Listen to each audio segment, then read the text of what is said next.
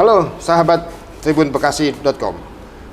Saya Prayoga, jurnalis tribunbekasi.com. Saat ini berada di gedung DPRD Kabupaten Bekasi bersama Bapak Helmi, Ketua Komisi 3 DPRD Kabupaten Bekasi. Apa kabar Pak Helmi? Apa kabar? Baik, sehat selalu. Sehat selalu. Apa kabar Mas Yoga? Alhamdulillah baik, sehat selalu Pak Helmi. Pak Helmi ini di penghujung masa tugas DPRD Kabupaten Bekasi periode 2019-2024 Pak ya. Betul. Bagaimana perjalanan 5 tahun ini? Kita pengen tahu nih Pak Helmi, mungkin sahabat-sahabat Tribun Bekasi juga ingin tahu apa saja sih yang sudah dilakukan DPRD Kabupaten Bekasi 5 tahun ini. Siap. Terutama di Komisi 3 ini yang dipimpin Pak Helmi. Siap. Izin perkenalkan identifikasi dulu Mas Yoga. Nama saya Helmi, saya dari Praksi Gerindra Kabupaten Bekasi. Alhamdulillah saya ditugaskan oleh DPC Partai Gerindra menjadi Ketua Komisi 3 DPRD Kabupaten Bekasi periode 2019-2024. Banyak perjalanan yang saya sebut adalah pembelajaran di DPRD Kabupaten Bekasi sebagai Ketua Komisi 3. Memang di Komisi 3 ini banyaknya hiruk-pikuk tentang infrastruktur yang masih carut-marut, peninggalan dari masa lalu yang mesti kita rapikan di periode 2019-2024. Terutama tentang kurangnya pemerataan pembangunan di tiap-tiap kecamatan di Kabupaten Bekasi. Kita sering mendapatkan surat-surat dari masyarakat bahwa di tiap-tiap kecamatan di Kabupaten Bekasi itu kurang terinterkoneksi jalan-jalan penghubung antar kecamatan. Itu satu.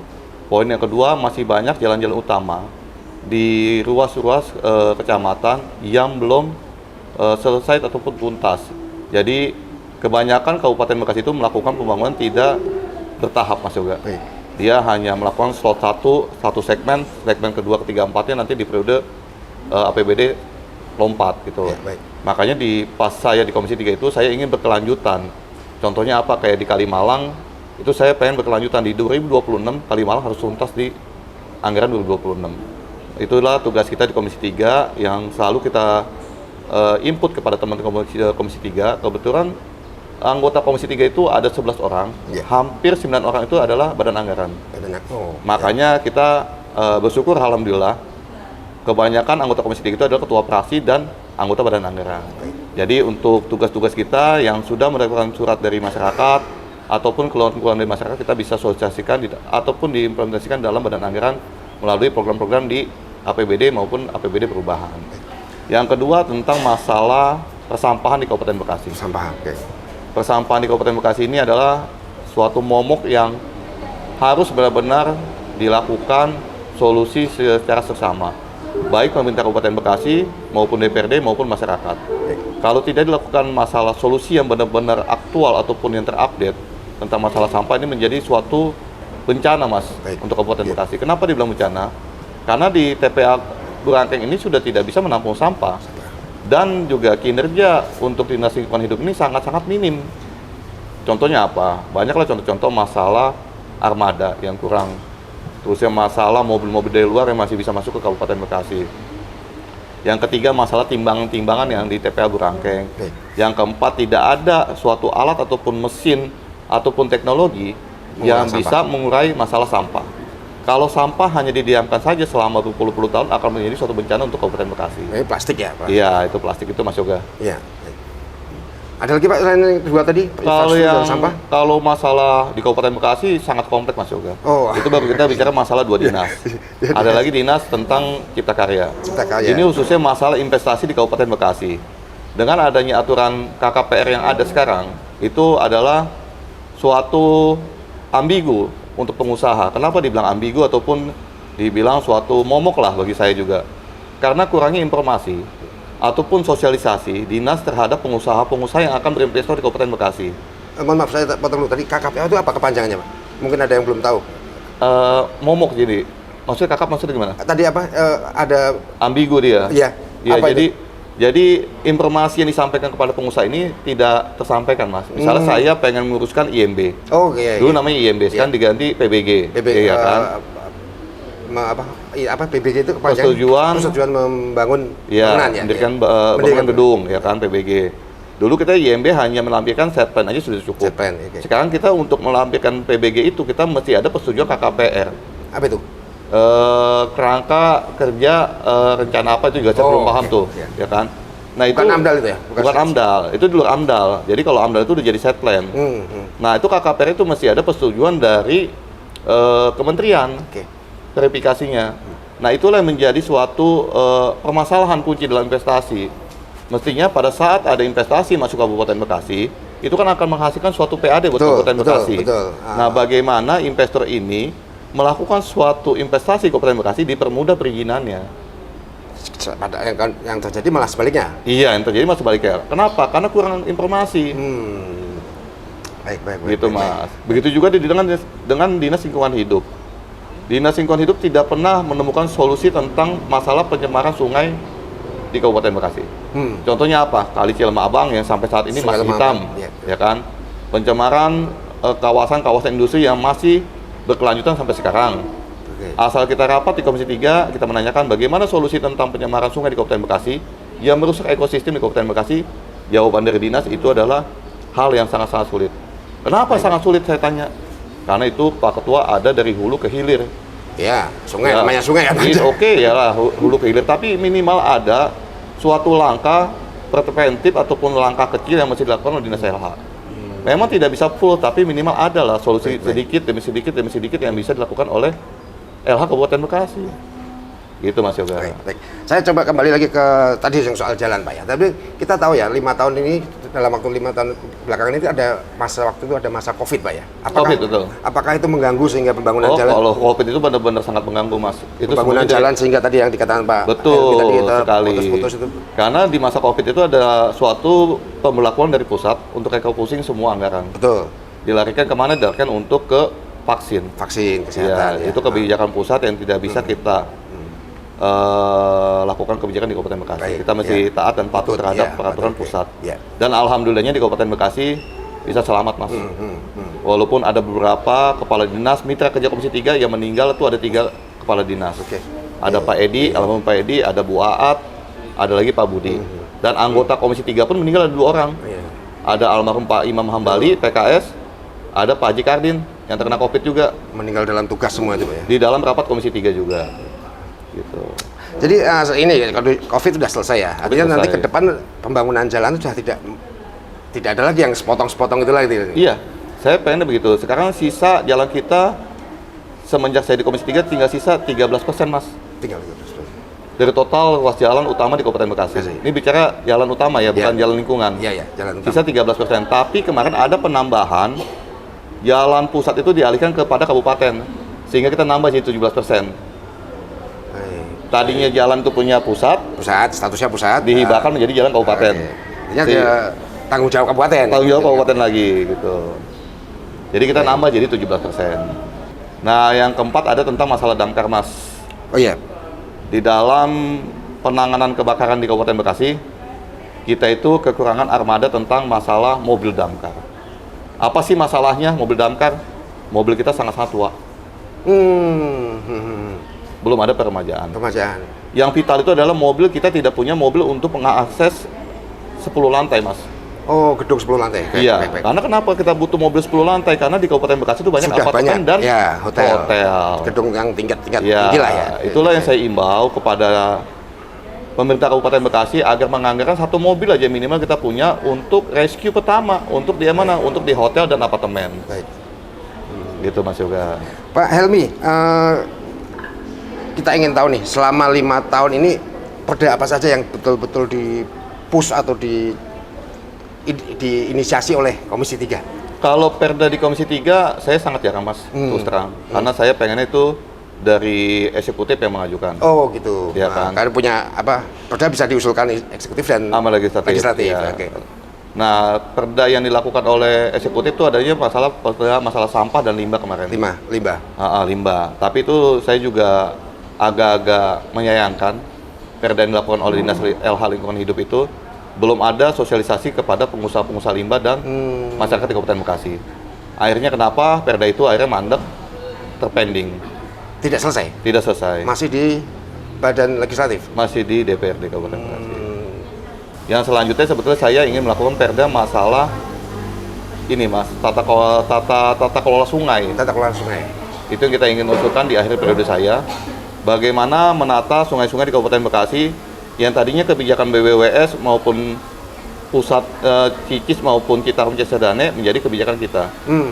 Karena kita kesulitan di dalam mengolah sungai. Iya. Pada saat ada satu sungai yang mengalami suatu penebalan sedimen lumpur, itu kita tanyakan kewenangan siapa? BBWS. Badan wilayah sungai ya? Wilayah sungai Cicis misalnya, Citarum Cisadane. Pada saat kita minta melakukan penguraian sedimen itu, dia juga minta ke kementerian.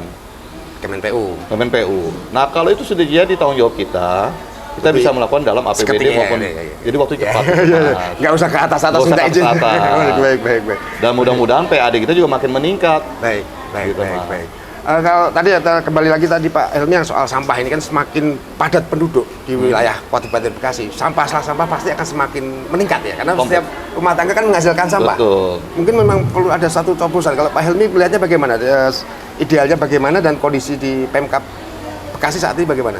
Kalau idealnya masalah sampah, kita kalau saya pribadi nggak usah muluk-muluk Mas Yoga ya. Iya, gimana? Kita bicara negara maju Singapura, itu modelnya dibakar Mas. Baik. Hasil bakarannya dipakai buat menguruk sungai, menimbun laut, buat reklamasi dia. Oh, iya. Ya kita coba dulu aja model instalator dibakar dulu aja yang ada. Tumpukan sampah kita yang sudah tinggi menggunung itu kita bakar dulu aja. Buat apa nanti kita pakai? Kita bisa reklamasi Muara Gembong kok. Kalau memang Muara Gembong itu menjadikan kota wisata. Baik. Nah itulah yang kita sudah sampaikan kepada Pak PJ Bupati. Coba dicari teknologi setelah bakar sampah apa teknologi yang bisa dipakai untuk Kabupaten Bekasi. Karena semakin lama Pak PJ Bupati maupun Dinas Eksekutif itu mencari solusi masalah sampah, semakin kita tidak bisa menampung sampah. Total penduduk Kabupaten Bekasi sekarang sudah hampir 3,5 Mas. Baik, setiap rumah tangga pasti sekalian sampah. Iya. Baik sampah sisa makanan, sampah plastik, belum yang lain-lain kayu dan sebagainya. Alhamdulillah masih sampah rumah tangga Mas. Kalau sampah masyarakat agak pusing kitanya. Betul Pak, itu dinas sosial nanti. Iya. Oke. Kalau ini kita pengen tahu juga nih profilnya Pak Helmi nih. Pak Helmi sebagai ini termasuk politisi muda nih. Apa dulu bagaimana nih? Apa perjalanannya bisa menjadi anggota dewan? Kalau perjalanan banyak suka, banyak dukanya juga Mas. Namanya hidup ya. Iya. Kalau saya memang tadinya iseng-iseng mencalonkan diri di partai politik. Tadinya saya mencalonkan di Kota Bekasi, di Partai Gerindra. Akhirnya saya dioper Kabupaten Bekasi. Oh gitu. Ya. Tadinya Kota Bekasi. Ya. Tadinya saya mencalonkan diri di Bekasi Timur. Tiba-tiba dari pusat saya disuruh mencalonkan diri di Dapil 3. Karena Kabupaten Bekasi. Nah, alhamdulillah perjalanan politik itu saya banyak belajar Mas. Jadi memang tahun pertama saya ini tahun belajar di periode 2019-2024. Mudah-mudahan di 2024-2029 juga makin lengkap belajarnya. Baik. Karena memang politik itu bukan suatu hal yang bisa belajar secara teori, Mas. Praktek itu benar-benar menghasilkan suatu pemikiran-pemikiran dan bagaimana sih kita mesti bersikap, bagaimana kita mesti melakukan tuh sangat-sangat tergantung bagaimana kita bersosialisasi di DPRD Kabupaten Bekasi. Sahabat Tribun Bekasi, sebagai informasi nih, Pak Helmi ini pada pemilu 2024 lolos kembali dan masuk kembali menjadi anggota DPRD Kabupaten Bekasi. Alhamdulillah. Ada keinginan masuk komisi berapa Pak nantinya Pak? Kalau saya mungkin besok jadi ketua fraksi kali Pak. Oh, ketua fraksi. Kalau di komisi, saya kalau nggak komisi 1, komisi 3. Komisi 3 lagi? Tapi anggota. Baik. Ya.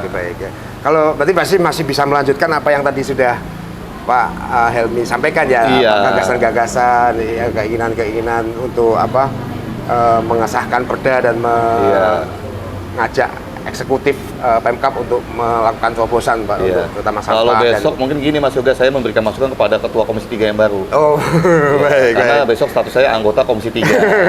Ya. Ini Pak Helmi,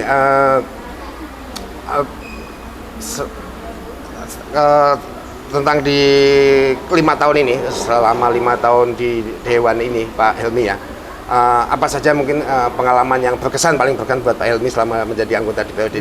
Yang berkesan, ini berkesannya baik apa buruk nih? Dua-duanya tentunya. Kan ya, namanya... kalau kesan sih, bagi saya hidup itu suatu pembelajaran Mas. Semua baik yang buruk itu saya ambil hikmahnya, yang baik saya terus perbaiki, yang buruk akan saya ambil sebagai hikmahnya. Jadi saya anggap semuanya berkesan lah. dari model tipe pertemanan, tipe pembicaraan, gaya bicara, gaya-gaya politik masing-masing teman-teman tuh saya pelajarin, Mas. Baik. Sehingga saya bisa menyimpulkan saya itu mesti bergaya politik seperti apa di Kabupaten Bekasi dengan melihat karakter teman-teman di Kabupaten Bekasi. Sebagai anggota Dewan kan salah satu tugasnya kan menangkap aspirasi masyarakat, Pak Helmi ya. Selama ini bagaimana? Apa yang bisa dilakukan Pak Helmi pribadi maupun bersama teman-teman di fraksi dan komisi untuk menangkap aspirasi masyarakat dan menyampaikannya ke Pemkab maupun ke dalam bentuk menghasilkan perda dan sebagainya gitu. Ya. Alhamdulillah kalau untuk aspirasi, Mas, kalau bisa dilihat Mas Yoga sekarang jalan di Kabupaten Bekasi alhamdulillah sudah Betul. hampir mendekati sempurna. Baik, betul. Dan jembatan-jembatan yang kita lihat di Cibarusa yang sering ambrol itu alhamdulillah sudah selesai. Baik. Jembatan Cipamingkis sekarang sudah Yang dibangun. perbatasan dengan Kabupaten Bogor ya? Iya, itu sudah hampir selesai. Jembatan yang perbatasan Kerawang sudah hampir selesai. Baik. Tinggal yang kita butuhkan di Kabupaten Bekasi, pesan saya buat Ketua Komisi 3 yang akan datang, kita butuh flyover. Untuk di mana, Pak? Di berbagai titik kemacetan, Mas. Oh, beberapa Contohnya titik. kayak di Bapelkes, Oke. itu kan Lemah Abang itu kan padat. Iya, oke, Kita padat. butuh flyover. Pelatihan kesehatan. Terus di Medland kita butuh Betul. underpass. Baik.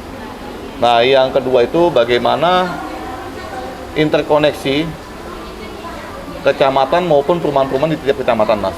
Misalnya contoh, besok ada perumahan Sumarekon nih di Baik. Tarumajaya. Bagaimana Sumarekon itu bisa terinterkoneksi dengan HDP, PUP, segala macam sehingga masyarakat itu bisa mengakses jalan perumahan, Mas. Baik. Ada jalan alternatif selain jalan utama punya Kabupaten Bekasi. Ya memang punya Pemda, karena perumahan juga membangun jalan biasanya. Bangun jalan. Pengembang membangun jalan juga. Tapi bagaimana jalan itu tidak stuck hanya di perumahan itu saja. Baik, Bisa baik. terkoneksi dengan perumahan-perumahan lainnya sehingga menjadi jalan alternatif. Ya. Contohnya kalau di Kota Bekasi ada jalan namanya Teluk Buyung. Jalan punya Pemda Kabupaten Bekasi. Tapi dia bisa mengakses juga dari tol barat bisa lewat Sumarekon nembus ke Teluk Buyung. Nah, itu salah satu usaha di Kabupaten Bekasi bagaimana caranya perumahan-perumahan di Kabupaten Bekasi bisa berkoneksi dengan jalan punya Pemkab Kabupaten Bekasi. Sehingga bisa dinikmati oleh semuanya, bukan hanya oleh. Jadi bisa jadi opsional jalan lain, jalan alternatif apabila jalan utama kita sudah padat, kita kasih option jalan dari perumahan. Baik. Gitu. Pak Helmi, ini mungkin penutup, mungkin kata-kata dari Pak Helmi kepada masyarakat Kabupaten Bekasi nih, apa pesan-pesan Pak Helmi untuk masyarakat Bekasi, terutama dalam hubungannya dengan DPRD dan wakil rakyatnya gini. Ya, pesan di Kabupaten Bekasi buat masyarakat Kabupaten Bekasi ya, segala macam keluhan bisa disampaikan kepada DPRD Kabupaten Bekasi. Insya Allah DPRD Kabupaten Bekasi akan menyampaikan aspirasinya dan merealisasikan aspirasinya di dalam program-program yang akan dibahas di Badan Anggaran. Dan memang harap bersabar untuk masyarakat Kabupaten Bekasi.